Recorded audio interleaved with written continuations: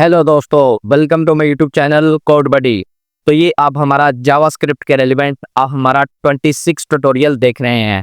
तो आज के इस वीडियो ट्यूटोरियल में मैं आपको व्हाइल लूप के बारे में बताने वाला हूं। तो वीडियो को शुरू करने से पहले आप सब दोस्तों से रिक्वेस्ट है कि हमारी वीडियो को लाइक करें और हमारे चैनल को सब्सक्राइब करें ताकि आपको हमारी वीडियोस के रेलिवेंट लेटेस्ट अपडेट्स मिलती रहें।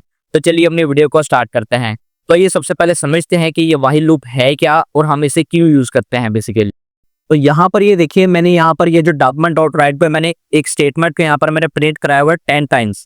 मान लीजिए कि अगर मैंने यही स्टेटमेंट को मैंने 1000 टाइम्स यहाँ पर मैंने प्रिंट कराना है, तो मुझे क्या करना पड़ेगा, मुझे 1000 टाइम्स ही मुझे इसको लिखना पड़ेगा। डॉक्यूमेंट डॉट राइट करके मुझे 1000 टाइम्स ही इसको मुझे लिखना पड़ेगा। मान लीजिए कि अगर मुझे किसी भी स्टेटमेंट में मुझे कुछ चेंज करना पड़ जाता है, तो मुझे उन 1000 स्टेटमेंट्स में आकर मुझे यहाँ पर आकर चेंज करना पड़ जाता है। जैसे मेरे पास हेलो है, यहाँ पर मैंने हेलोस करना है, यहाँ पर मुझे आकर चेंज करना पड़ेगा। तो इस चीज से क्या होता है, मेरा काफी टाइम मेरा कंज्यूम हो जाता है। तो इस प्रॉब्लम के सोल्यूशन के लिए हम यहाँ पर लूप्स का हम बेसिकली यूज करते होते हैं। लूप में आप बेसिकली बता देंगे कि आपने अपनी इस स्टेटमेंट को अपने कितने टाइम्स चलाना है। जैसे मैंने यहाँ पर लिखा हुआ है कि मैंने अपनी इस लूप को मैंने 10 टाइम्स चलाना है। तो इस तरह से आप यहाँ पर लिखते हैं, फिर आप यहाँ पर कर्ली ब्रेसेस में आप यहाँ पर वो स्टेटमेंट यहाँ पर लिख देंगे जिस स्टेटमेंट को आपने प्रिंट कराना है। जैसे मैंने यहाँ पर लिखा हुआ डॉक्यूमेंट डॉट राइट में हेलो कोड बडी। तो आइए सबसे पहले देखते हैं कि हम व्हाइल लूप को हम किस तरह से हम यूज करते हैं। यहाँ पर ये देखिए, हम लूप को बेसिकली 3 पार्ट्स में हम डिवाइड करते हैं। सबसे पहले हम अपने लूप को इनिशियलाइज करते हैं। जैसे कि हम कोई भी वेरिएबल को हम पहले डिफाइन करते हैं, फिर उसको हम वैल्यू को असाइन कर देते हैं। तो इस चीज को हम बोलते हैं इनिशियलाइज करना। फिर दूसरा पार्ट देखिए, दूसरे पार्ट में हम क्या करते हैं, लूप में हम कोई भी कंडीशन हम सेट कर देते हैं। जो हमने वेरिएबल ऊपर इनिशियलाइज किया है उसके अगेंस्ट हम यहाँ पर कोई भी कंडीशन हम यहाँ पर सेट कर देंगे। फिर यहाँ पर अगर तो हमारी वो कंडीशन ट्रू है तो उसमें थर्ड पार्ट में वो आ जाएगा, हमारे पास इंक्रीमेंट या डिक्रीमेंट होगा। अगर वो हमारी कंडीशन फॉल्स है तो वो आउट ऑफ लूप चला जाएगा। अगर हमारी कंडीशन ट्रू है तो उसमें वो इंक्रीमेंट या डिक्रीमेंट करेगा। तो सेम यही प्रोसेस हमारा बार बार हमारा रिपीट होता रहेगा। अगर हमारी कंडीशन ट्रू है तो उसमें इंक्रीमेंट हो जाएगा, फिर वो जाके चेक करेगा। इंक्रीमेंट होने के बाद फिर वो चेक करेगा, फिर हमारी अगर कंडीशन ट्रू होगी तो फिर उसमें इंक्रीमेंट होगा। फिर इंक्रीमेंट होने के बाद फिर वो चेक करेगा कि ये हमारी कंडीशन ट्रू है या नहीं। अगर तो हमारी कंडीशन ट्रू है तो वो यहाँ पर वो प्रिंट कर देगा। तो सेम इसी तरह से ये प्रोसेस आपका यहाँ पर ये इसी तरह से आपका चलता रहेगा लूप में। इसी चीज को हम बोलते हैं लूप। अगर तो वो कंडीशन हमारी फॉल्स होगी तो वो आउट ऑफ लूप चला जाएगा, वो प्रिंट ही नहीं होगा। तो इन्हीं के दरमियान ही हम यहाँ पर अपनी स्टेटमेंट प्रिंट करते होते हैं। अगर तो वो हमारी कंडीशन ट्रू होती है तो यहाँ पर हमारी स्टेटमेंट हमारी रन हो जाती है, फिर हम उसमें इंक्रीमेंट करते हैं। इंक्रीमेंट होने के बाद ये प्रोसेस आपका ये लूप में चलता रहता है। तो यहाँ पर मैं आपको इंक्रीमेंट और डिक्रीमेंट के बारे में मैं आपको मजीद थोड़ा सा एक्सप्लेन करना चाहूंगा। मान लीजिए कि आपने यहाँ से नीचे वाले रूम से आपने ऊपर वाले रूम तक जाना है, तो उसके दरमियान आपके पास 10 सीढ़ियां हैं। तो उस चीज के लिए आप यहाँ पर पहले आप पहली पौड़ी पर आप पाँव रखेंगे, फिर इंक्रीमेंट करके फिर आप दूसरी पौड़ी पर पाँव रखेंगे, फिर इंक्रीमेंट करके फिर आप तीसरी पौड़ी पर पाँव रखेंगे। सेम इसी तरह से आप 10वीं पौड़ी तक आप पहुंच जाएंगे, अपने ऊपर वाले रूम तक आप पहुंच जाएंगे। फिर अगर आपने ऊपर से नीचे आना है, उस चीज के लिए आप सबसे पहले आप 10वीं पौड़ी पर पाँव रखेंगे, फिर डिक्रीमेंट करके फिर आप 9वीं पौड़ी पर पाँव रखेंगे, फिर डिक्रीमेंट करके फिर आप 8वीं पौड़ी पर पाँव रखेंगे।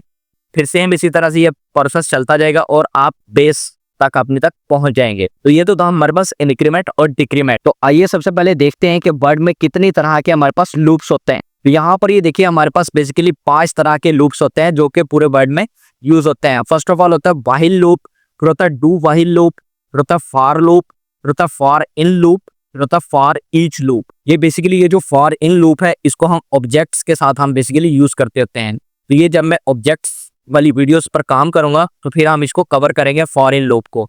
फिर सेम इसी तरह से ये जो फॉर ईच लूप है इसको हम एरेज के साथ हम इसको यूज करते होते हैं। जब मैं एरे वाली वीडियो आपके साथ मैं शेयर करूंगा तो फिर यार इस लूप को भी हम कवर करेंगे, फॉर ईच लूप को। तो अभी सबसे पहले हम व्हाइल लूप को हम बेसिकली कवर करेंगे। तो यहाँ पर मैं आपको एक बात और बताना चाहूंगा कि वर्ड में जितनी भी प्रोग्रामिंग लैंग्वेजेस हैं उनमें यही लूप्स जो हैं यूज होती हैं।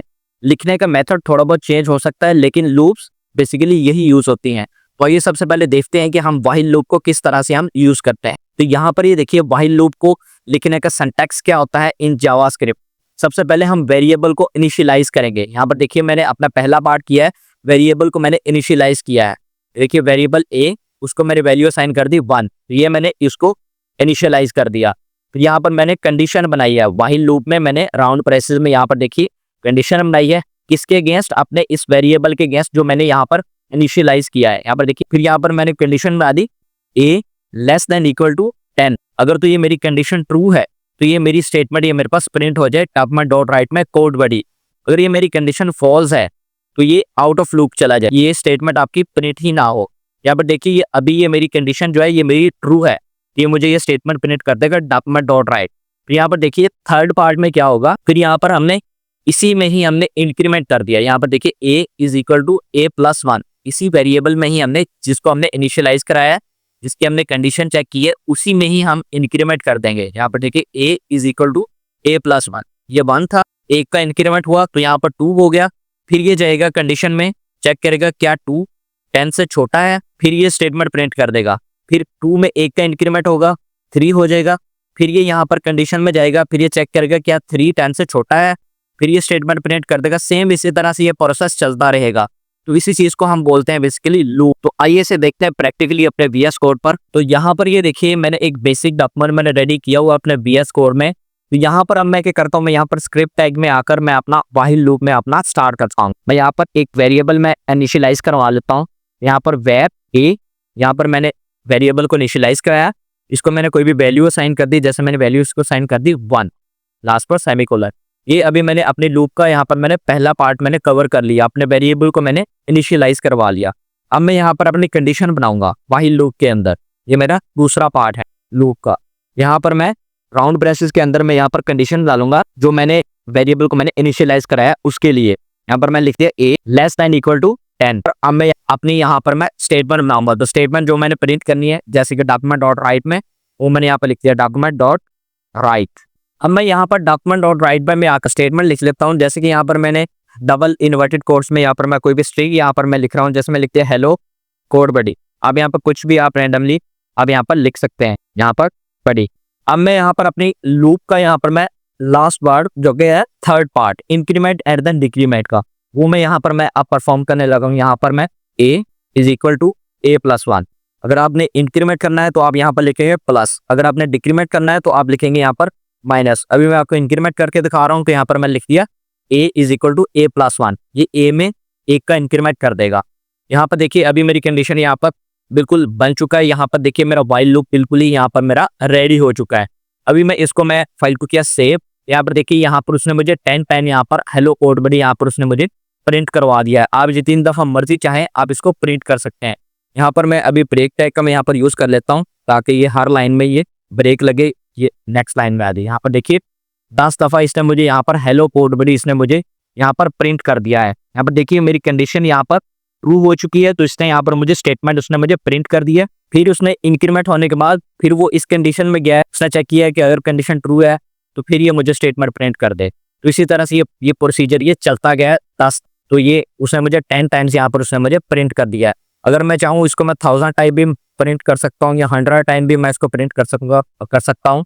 जैसे मैंने यहाँ पर लिख दिया 100, यहाँ पर देखिए ये मुझे 100 टाइम्स यहाँ पर देखिए मुझे हेलो कोड बडी ये देखिए उसने मुझे प्रिंट कर दिया है। तो इस तरह से आप व्हाइल लूप का आप बेसिकली यूज कर सकते हैं। यहाँ पर मैं आपको एक और बात बताना चाहूंगा कि व्हाइल लूप को आप HTML के किसी भी टैग में आप यूज कर सकते हैं।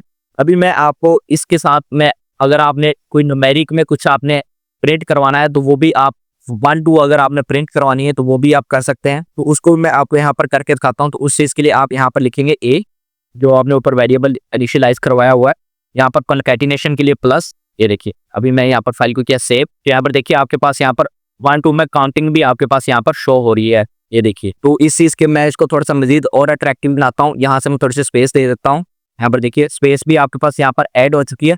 मैं क्या करता हूँ यहाँ पर मैं एक राउंड ब्रेसेस में यहाँ पर ऐड कर देता हूँ। यहाँ पर देखिए ये आपके पास ये मोर अट्रैक्टिव यहाँ पर ये हो चुका है। ये देखिए 100 टाइम्स आपके पास यहाँ पर कोड बडी यहाँ पर आपके पास लिखा हुआ आपको शो हो रहा होगा।